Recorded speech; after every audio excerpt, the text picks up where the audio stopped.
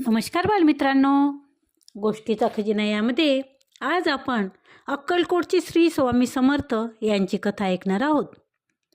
भिवू नकोस, मी तुझ्या पाठीशी आहे. अशक्य ते शक्य करतील स्वामी, ही वाक्य आपण ज्यांच्याविषयी ऐकतो ते श्री स्वामी समर्थ. श्री स्वामी समर्थ हे भगवान दत्तात्रेयाचे अवतार आहेत. आपण या कथामालिकेत त्यांच्या कथा जाणून घेणारच आहोत. चला तर मग. कथेचं नाव आहे ठाकूरदास बुवाचे श्वेतकुष्ठ घालवले. दक्षिण मुंबईत श्रीकृष्ण बुवा उर्फ ठाकूरदास बुवा म्हणून कीर्तनकार होते. ते आणि त्यांची पत्नी दत्तोपासक होते. ते नित्य गाणगापूर नरसोबाची वाडी येथे जाऊन श्री दत्तात्रेयाची सेवा करीत. दत्तनामाचा अखंडपणे जप करीत. त्यांचे आयुष्य आनंदात जात असताना त्यांना अचानक सर्व अंगावर कोड उत्पन्न झाल्यामुळे ते विद्रूप दिसू लागले. त्यांच्या चेहऱ्यावरही आता पांढरा कोड दिसू लागला होता. त्यामुळे बुवांना लोकांमध्ये जाण्याची लाज वाटू लागली होती.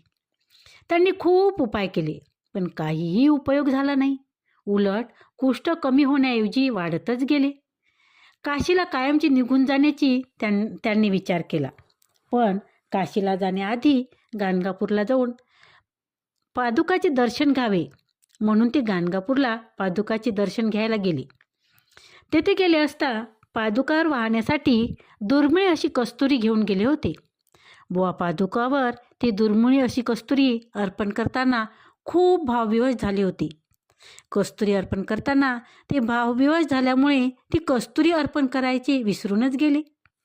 त्या रात्री त्यांनी देवळात दत्तात्रेयाचे आख्यानाचे कीर्तन केले.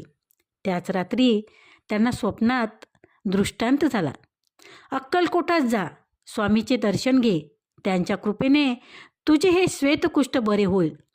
काशी क्षेत्री जाण्याची गरज नाही, असं त्यांना स्वप्नात दृष्टांत झाला. बुवा सकाळी उठले. त्यांनी सकाळी स्नान संध्या आटपून बुवा अक्कलकोटला जाण्यास निघाले. अक्कलकोटला आल्यावर बुवांनी स्वामीची चौकशी केल्यावर स्वामी औदुंबराच्या छायेत ध्यानस्थ बसले आहेत हे त्यांना समजले.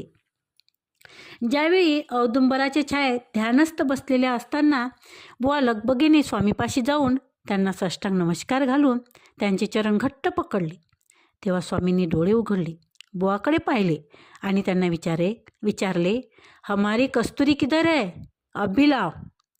तेव्हा बुवांना कस्तुरीचे स्मरण झाल्यावर त्यांनी मनात स्वतःला प्रश्न करीत बोलले, आपण गाणगापूरला कस्तुरी वाहिली नाही हे स्वामींना कसे समजले? याचे त्यांना आश्चर्य वाटत होते. स्वामी नक्कीच साक्षात्कारी पुरुष असून ते दत्तावतारी असल्याची बुवांना खात्री पटली.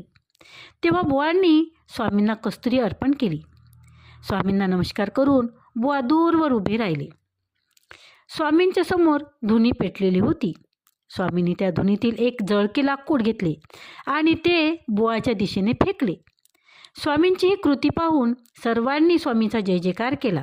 कारण स्वामी बुवावर प्रसन्न होते ह्याची ती खूण होती. तेव्हा स्वामी बुवाकडे बघून बोलले, हे जळके काष्ट घरी घेऊन जा. ते नित्य उगाळा. त्यात गाणगापूरहून आणलेले जे भस्म आहे ते मिसळा आणि तो लेप तुमच्या कुष्ठावर लावा. 8 दिवसात तुमच्या अंगावरील कुष्ठ हे नष्ट होतील. स्वामींची कृपा झाल्यामुळे बुवांचे कुष्ठरोग पूर्ण बरा झाला होता.